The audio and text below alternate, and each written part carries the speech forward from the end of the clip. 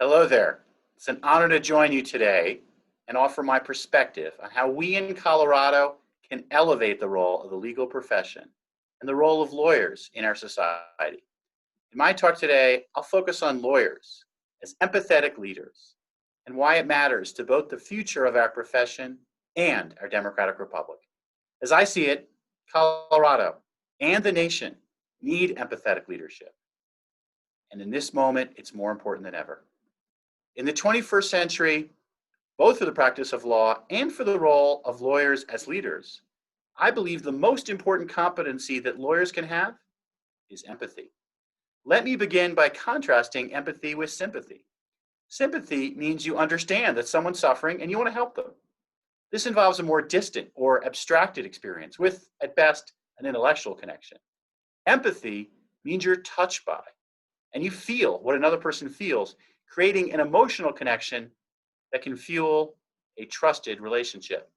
For lawyers, the relationship with clients may involve a purely intellectual connection, or it may involve an emotional one. This ability to create an emotional connection fueled by empathy and authentic listening is powerful. It draws on a great lesson that master teachers know well. Nobody cares how much you know until they know how much you care. People don't believe you care about them. Few other things can matter, including one's intellect or mastery of the law. The best lawyers are the ones who earn the confidence of their clients, demonstrating genuine concern for them and demonstrating how they care about solving their problems. This could include a small business struggling during the pandemic, a criminal defendant facing a life-altering situation, or a major company facing challenging litigation. Great lawyers can also develop empathy for colleagues, lawyers and legal professionals alike, many of whom are suffering during this pandemic. One important role for empathy is for opposing counsel, because the bar, at our best, encourages and creates a level of professionalism that allows for collaborative problem solving and collegiality between lawyers. To be sure, this is hard, particularly when lawyers can act as forceful advocates for clients in litigations or transactions. But by being empathetic to the other side, we can open up more creative solutions to legal problems than if we had only focused on our own client's perspective. Now in Colorado, we have the benefit of operating in a small legal community, which means there's a good chance you're going to come up against an opposing counsel again. They might even be connected to you in some way, or you just know that there's a real risk that bad behavior today can haunt you tomorrow. Unfortunately, and I say this as someone who's a former law school dean and currently leading the largest law firm in our state, our law schools rarely develop this emotional intelligence, including empathy. And this raises an important challenge of how we value this critical competency. To transform legal education and reimagine the training and development of lawyers, we need to put empathy at the center of our conversation. Traditional law school classes generally present abstract fact patterns and elevate the importance of issue spotting, removing students from the individual factual context and the need to relate to individuals as people. In doing so, such courses, which often focus on traditional IQ, overlook both emotional intelligence and what the Institute for the Advancement of the American Legal System, or IALS, calls the character quotient, which captures traits such as integrity, work ethic, and resilience. Both emotional intelligence and the character quotient, as IALS explains, can be learned through innovative teaching methods and actual experience. We as a profession can do better on that score. As a society, we have a critical challenge right now, which is the collective pull to judging others as opposed to having empathy for them. Consider, for example, your first reaction when you hear about an individual who voted differently than you did in the past presidential election.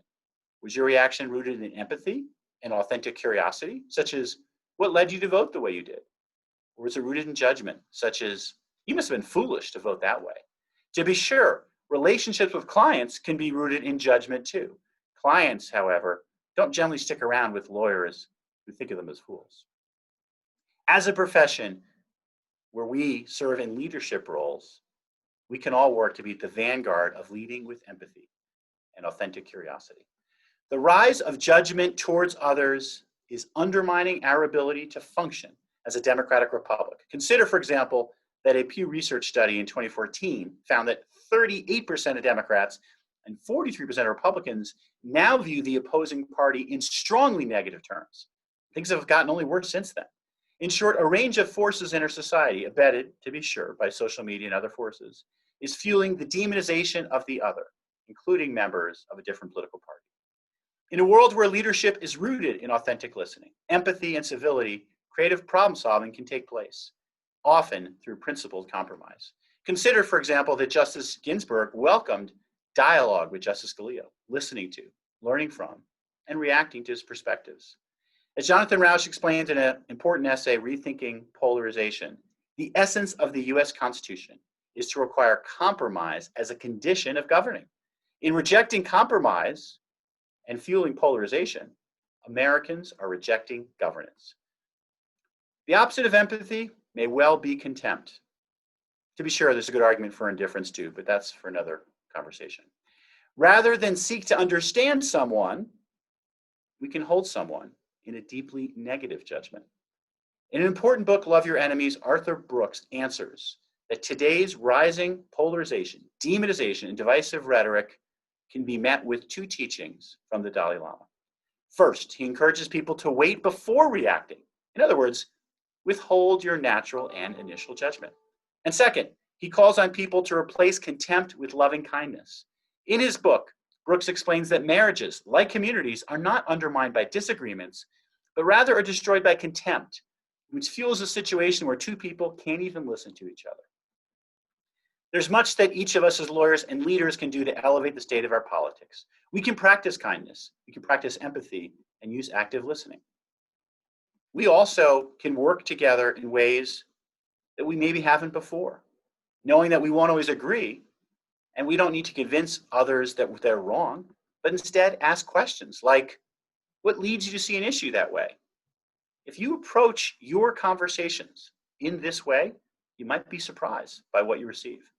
After I gave a talk last year at CSU, I visited with someone who stated his robust support for the Second Amendment and challenged my support for Colorado's red flag law, which provides a mechanism for removing a firearm from someone who poses a significant risk to himself or to others. In response to his criticism of my position, I asked a question. What leads you to be more concerned about removing a gun from a lawful owner than from someone who would take his own life? His answer, with a spirit of contemplation, I need to think about that.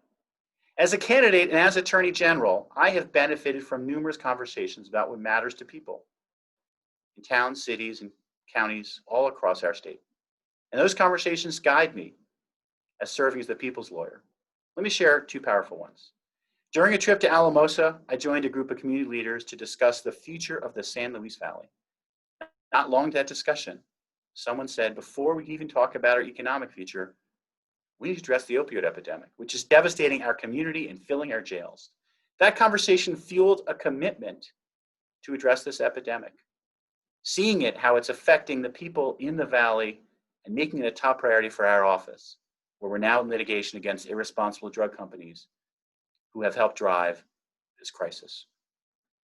In conversations in northwestern Colorado, we learned about how the shift to new energy sources to power our homes and businesses is creating economic uncertainty for communities up there and raising the risk that their towns and cities can be left behind economically. Those conversations fueled our commitment to work with the Northwestern Colorado Community College, building a cybersecurity program there. Similarly, it's fueled our commitment to ensure those communities have access to broadband, which we're advancing through a number of different actions, including a settlement in the Sprint T-Mobile merger. There's so many conversations happening across our state and our country, and we need those conversations. And as we consider how our democratic republic can survive and thrive, my answer is that we need more of them. For those of you who had the opportunity to watch the recent movie about Fred Rogers, you've got a sense of the spirit of empathy that we can all aspire for and what conversations like that can look like. As Tom Joad explained, who's the journalist who is portrayed in the movie, Fred Rogers had a vision for our politics. Fred was a man with a vision, he said. And his vision was of the public square, a place full of strangers, transformed by love and kindness into something like a neighborhood. That vision depended on civility, on strangers feeling welcome in the public square, and so civility couldn't be debatable. It couldn't be subject to politics, but rather had to be the very basis of politics, along with everything else worthwhile. Our profession is built on the premise that there'll be disagreements, and we can find constructive resolutions for them. And that's why I believe that if we as lawyers lead with empathy rather than judgment, we can build relationships premised on goodwill and trust in the good faith of others, even during disagreements. As Lincoln put it in his first inaugural address, we must not be enemies. Though passion may have strained, it must not break our bonds of affection. Summoning that spirit, ABA President Judy Martinez earlier this year called for the Year of Civility, explaining it requires respect, restraint, courtesy, and empathy. There are, I recognize, powerful forces in our society that are undermining trust and brewing contempt for others. As a result, an essential challenge for a democratic republic is whether we can commit to certain foundational norms, including the pursuit of justice and the rule of law, to rebuild our basic systems of governance and to realize the ideals articulated by our founders but never realized. As we work to meet those challenges, lawyers, I believe, are positioned to play an essential role, both in our professional work and as leaders in our public dialogue. Thank you for all doing your part. We've got lots of work to continue to do together. I look forward to doing it with you, and it's an honor to serve as your Attorney General.